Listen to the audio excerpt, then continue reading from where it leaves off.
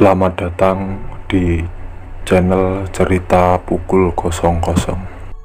Sebelum mendengarkan kisah ceritanya, alangkah baiknya jangan lupa subscribe dan aktifkan lonceng notifikasinya agar kalian tidak ketinggalan dengan kisah cerita lainnya. Terima kasih. Oke, langsung saja kita ke ceritanya. Kembali lagi bersamaku di channel Cerita Pukul 00. Kali ini aku akan menceritakan kisah yang berjudul Sandah Tanah Kubur. Untuk teman-teman yang mau membacanya, sudah aku sertakan link di kolom deskripsi. Tak pernah ada habisnya untuk menyingkap sebuah misteri yang terpendam di masa lalu, walau ia berasal dari kisah di zaman usang, namun tetap asyik untuk dibaca karena mengandung nilai-nilai pelajaran dan manfaat untuk masa-masa yang akan datang. Tetap fokus dan simak.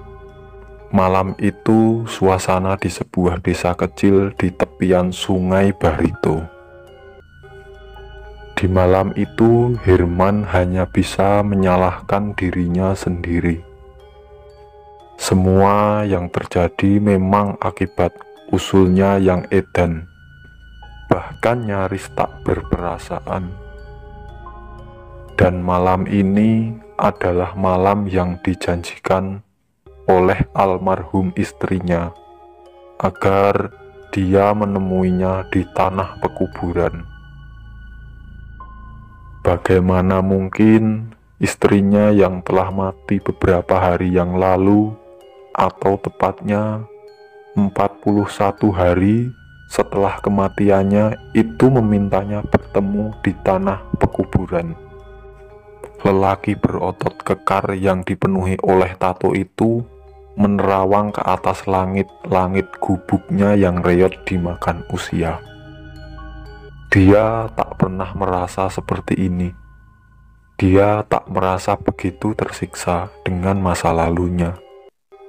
Dan dia tak pernah teringat pada istrinya yang mati dengan tragis saat melahirkan anaknya itu.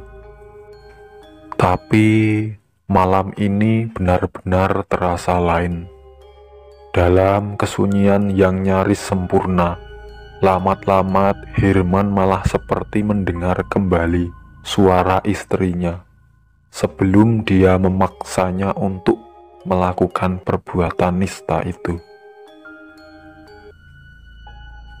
Tangan yang tak memiliki pekerjaan tetap. Herman tiba-tiba memang menjadi seorang pengecut. Dia sepertinya tak percaya bahwa Tuhan Maha Kuasa dan adil atas semua makhluknya. Herman memang picik sehingga iblis menari-nari di atas kemenangannya. 3 bulan silam, pagi-pagi sekali, Herman mengajak Salmah pergi ke rumah seorang dukun beranak yang terkenal di kampungnya. Setelah sepasang suami istri itu mengutarakan maksud kedatangannya, sang dukun beranak menyodorkan semacam ramuan yang harus diminum Salmah agar kandungannya keluar sebelum saatnya. Walaupun rasanya sangat pahit dan sepat, Salmah tetap memaksakan diri untuk meminumnya. Memang tak memerlukan waktu lama, ramuan itu langsung bereaksi. Perutnya terasa mulas dan sakit luar biasa. Ingin dia menjerit, tapi dengan sekuat tenaga ditahannya. Sementara itu, sang dukun beranak terus memijat perutnya ke atas dan ke bawah. Sekitar setengah jam setelah dipijat terus-menerus oleh dukun itu, sakit di perut Salmah agak berkurang. Sebelum sang dukun beranak itu mengizinkan mereka pulang, ia memberikan ramuan yang harus diminumnya lagi di rumah. Namun ketika hari itu baru saja sampai di rumah, Salmah kembali merasakan kesakitan yang sangat luar biasa. Walau berusaha menahan, tapi erangannya makin lama makin melengking tinggi. Melihat keadaan istrinya yang begitu rupa, Hirman tentu saja menjadi sangat cemas. Cukup lama Salmah bergulat dengan kesakitannya yang teramat sangat sakit. Sedangkan Hirman hanya bisa bingung tanpa tahu apa yang harus dilakukannya. Keadaan Salmah semakin parah ketika darah mengucur deras, membanjiri kedua pangkal pahanya. Disusul kemudian gumpalan darah kehitam-hitaman yang keluar layaknya segenggam kepala bayi. Terdengar suaranya merintih pilu dan menyayat hati bagi siapapun yang mendengarnya. Tapi sesaat berselang Salmah terdiam dan tubuhnya tak bergerak-gerak lagi. Nafasnya yang tadi bergemuruh kini lenyap dan berganti ketenangan yang tak berirama. Wajahnya tampak begitu pucat. Ya, Salmah akhirnya meninggal karena kehabisan darah. Melihat peristiwa tragis itu, spontan Hirman terpekik sambil mengguncang-guncang tubuh istrinya. Dia menjerit-jerit memanggil nama istrinya, tapi Salmah tetap terbujur kaku di tempatnya.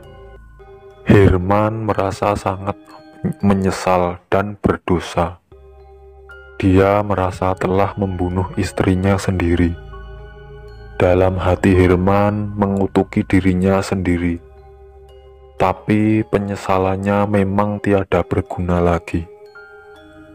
Tak lama kemudian, sekitar rumahnya mulai berdatangan para tetangga.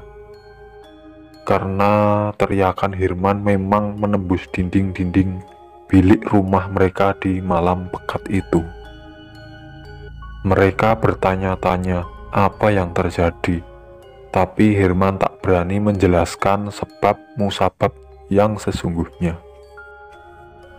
Orang-orang kampung itu akhirnya hanya tahu bahwa Salmah mati karena keguguran, dan mereka mencoba menghibur Hirman sambil menyatakan bela sungkawa. Para tetangganya menyuruh Hirman untuk bersabar dan tawakal, lantaran tak ada seorang manusia pun yang mampu mengelak diri dari takdir ilahi. Malam itu, beberapa hari setelah istrinya meninggal, seorang lelaki bernama Hasan datang ke rumah Hirman. Wajahnya tampak begitu pucat pias, seakan memendam ketakutan yang luar biasa. Dengan napas tersenggal-senggal, dia memanggil-manggil nama Hirman. Saat itu juga Hirman ingin berlari jauh meninggalkan tanah perkuburan itu. Tapi kakinya bagaikan diikat 1000 tali tambang. Tak dapat digerakkan, walau sedikit pun. Orang-orang kampung yang ingin mendekat menolong Hirman, namun sebelum mereka bisa mendekati Hirman, tangan Salmah sudah lebih dulu terulur dan menarik Hirman dengan kuatnya. Dan apa yang terjadi kemudian sungguh suatu fenomena yang sulit diterima akal sehat. Betapa tidak, Salmah tiba-tiba lenyap dari pandangan. Dia meninggalkan suara cekikikan, persis suara hantu beranak, membuat semua bulu kuduk merinding. Dan saat-saat orang-orang kampung mendekati tubuh Hirman, yang jatuh terkulai tepat di samping batu nisan Salmah. Ternyata laki-laki itu sudah tak bernyawa lagi. Sayup-sayup mereka masih sempat mendengar suara nyaring tawa Salmah bergema di kejauhan. Malam itu terasa bagaikan malam yang amat panjang bagi penduduk kampung di pesisir Sungai Barito. Lolongan anjing yang bersahut-sahutan dari dalam hutan ditingkahi suara angin di area perkuburan, seolah mengiringi kepergian Hirman yang dicabut nyawanya oleh almarhumah istrinya sendiri. Barangkali memang demikian adanya. Siapa yang berbuat pasti akan menuai hasilnya.